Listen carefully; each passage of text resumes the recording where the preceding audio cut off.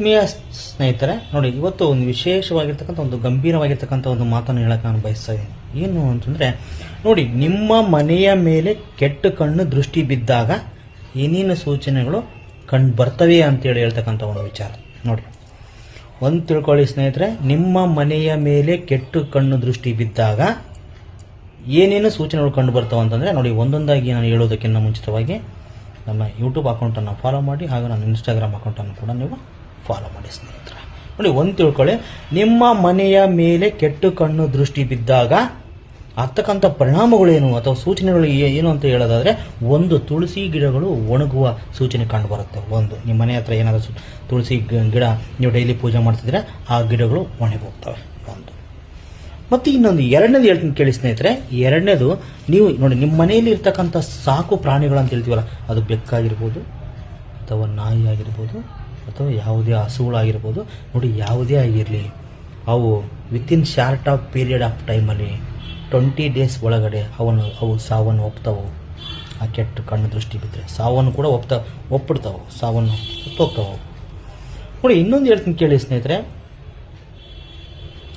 ಜಾಸ್ತಿ ಕೆಟ್ಟ ಕಣ್ಣು ದೃಷ್ಟಿ ಬಿದ್ದಂಗೆಲ್ಲ ಮನೆಯಲ್ಲಿ ಒಬ್ಬರಿಗೊಬ್ಬರು ಜಗಳ ಭಾಳ ಅತಿಯಾಗಿ ವಿಪರೀತವಾಗಿ ಜಗಳ ಆಡೋಕ್ಕೆ ಸ್ಟಾರ್ಟ್ ಆಗ್ತಾರೆ.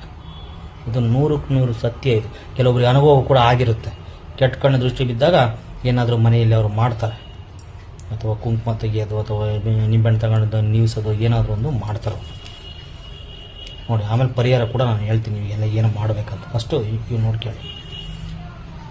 4ನೇದು ಒಂದು ತಿಳ್ಕೊಳ್ಳಿ ಸ್ನೇಹಿತರೆ, ನಿಮ್ಮ ಮನೆಯ ಮೇಲೆ ಕೆಟ್ಟ ಕಣ್ಣು ದೃಷ್ಟಿ ಬಿದ್ದಾಗ ಆರ್ಥಿಕ ಸಮಸ್ಯೆ ಕಂಪ್ಲೀಟ್ ಹದಗೆಡುತ್ತೆ. 100ಕ್ಕೆ 100 ಸತ್ಯ.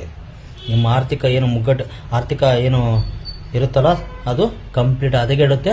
ನಿಮಗೆ ದುಡ್ಡಿನ ವಿಚಾರದಲ್ಲಿ ಭಾಳ ಸಂಕಷ್ಟ ಬರುತ್ತೆ.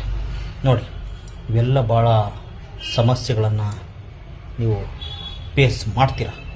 ಅಂದರೆ ನಿಮ್ಮ ಮನೆಯಲ್ಲಿ ಅಥವಾ ನಿಮ್ಮ ಮನೆಯ ಮೇಲೆ ಕೆಟ್ಟ ಕಣ್ಣು ದೃಷ್ಟಿ ಬಿದ್ದಾಗ ಇವೆಲ್ಲವೂ ಸೂಚನೆಗಳು ನಿಮಗೆ ಕಂಡು ಬರ್ತವೆ. ನೋಡಿ ಸ್ನೇಹಿತರೆ, ನೋಡಿ ಇದಕ್ಕೆ ಪರಿಹಾರ ಕೂಡ ನಾನು ಹೇಳ್ತೀನಿ. ನೋಡಿ, ಈ ಥರ ಏನಾದರೂ ಕೆಟ್ಟ ಕಣ್ಣು ದೃಷ್ಟಿ ಬಿದ್ದಾಗ ನಾನು ಒಂದೇ ಹೇಳ್ತೀನಿ ಕೇಳಿ. ನಿಮ್ಮ ಮನೆ ದೇವರು ಅಥವಾ ನಿಮ್ಮ ಕೊಲೆ ದೇವರು ಹೆಸರಲ್ಲಿ ನೀವು ಒಂದು ಅಂದರ ಕಾಯಿ ಅಂತ ಹೇಳ್ತೀವಿ.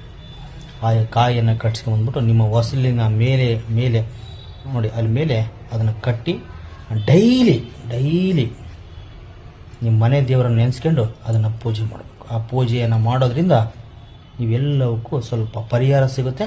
ನಿಮ್ಮ ಮನೆ ದೇವರು ಅಥವಾ ಕೊಲೆ ದೇವರು ಯಾವುದೇ ದೇವರಾಗಿರಲಿ, ನೀವು ಪೂಜೆಯನ್ನು ಡೈಲಿ ಮಾಡಬೇಕು.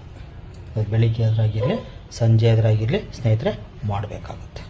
ನೋಡಿ, ಇದು ಒಂದು ಪರಿಹಾರ ಕ್ರಮ. ಇದನ್ನು ತಿಳ್ಕೊಳ್ಳಿ. ಮತ್ತು ನೋಡಿ, ಇಂಥ ಪರಿಸ್ಥಿತಿ ನಿಮಗೇನಾದರೂ ಅನುಭವ ಆಗಿದ್ದರೆ ದಯವಿಟ್ಟು ಕಾಮೆಂಟಲ್ಲಿ ನೀವು ತಿಳಿಸ್ಬೋದು ಸ್ನೇಹಿತರೆ. ಸರ್ವೇ ಜನ ಸುಖಿನೋ ಭವಂತು. ಓಂ ನಮಃ ಶಿವಾಯ.